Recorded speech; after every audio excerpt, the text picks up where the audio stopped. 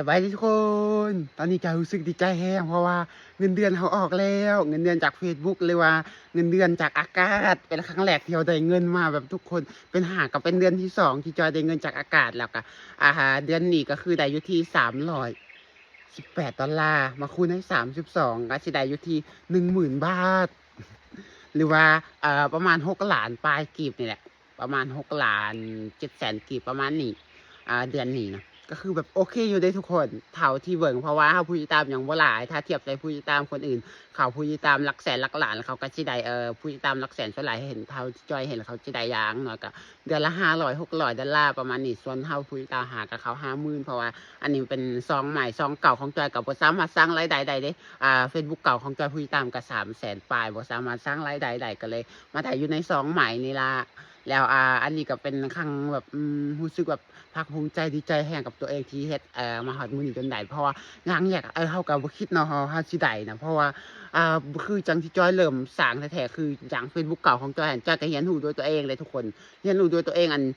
แบบแล้วก็พึ่งพาคนอื่นนำซองเก่าหั้นคือเฮ็ดจั่งใดมันก็บ่ได้เฮ็ดจั่งใดก็บ่ได้ลิ้นมาเป็นปีปลายก็บ่สามารถสร้างได้ก็เลยมาสร้างซองใหม่สร้างซองใหม่แล้วก็เข้าหาคนที่เขาเจ้า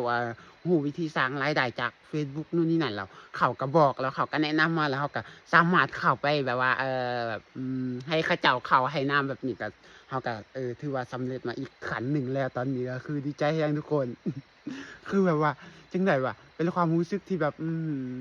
คือแบบว่าบ่ค่อยได้ออกแรงแบบเป็นเงินแบบเงินอากาศนี่คล้ายๆว่าเงินกับมันขึ้นกับตัวเฮาน่ะทุกคนคือคันเฮาขยันหรือว่าเฮาดุหมั่นถ่ายคลิปเฮาก็ได้คันเฮาขี้คร้านเฮาก็บ่ได้มื้อใดเฮาตั้งใจถ่ายคลิปเฮายังโพสต์หลายมันก็สิได้หลายเพราะว่าคนเบิ่งคลิปมันจะสะสมคือมันจะเบิ่งคลิปนี้ได้น้อยหนึ่งคลิปนั้นได้น้อยหนึ่งหลายๆคลิปแล้วมันก็คือจะสามารถมารวมๆกันแล้วก็เป็นรายได้ของ1มื้อประมาณนี้เท่าที่จอยเบิ่งของจอยช่วงนี้ก็สิได้ประมาณมื้อหนึ่งก็อย่างน้อยก็ประมาณมื้อละ$10ประมาณนี้หรือว่าเป็นเงินกีบก็ประมาณอยู่ที่200,000กีบต่อมื้อประมาณนี้นะก็ถือว่าโอเคอยู่เดะแต่ว่าคิดว่าอนาคตต่อไปคิดว่าสิให้ได้หลายกว่านี้เพราะว่าอ่าผู้ติดตามเขาก็เริ่มเพิ่มขึ้นแล้วคนเบิ่งคลิปก็เริ่มหลายขึ้นจากเดือนที่แล้วได้200ปลายมาเดือนนี้เขาก็ได้300ปลายเดือนต่อไปสิได้จั่งใดก็ยังบ่ฮู้แต่ว่าก็รอลุ้นกันทุกคนว่าจะสิได้ส่ำใดได้ส่ำนี้เขาก็ดีใจแล้วเพราะว่าเท่าที่เบิ่งคือว่าแหละคนอื่นเขาผู้ติดตามเป็นแสนแล้วเขาก็ได้เดือนละ400-500ของเฮาผู้ติดตาม40,000-50,000เฮาก็ได้ส่ำนี้ก็ถือว่าโอเคอยู่เดะ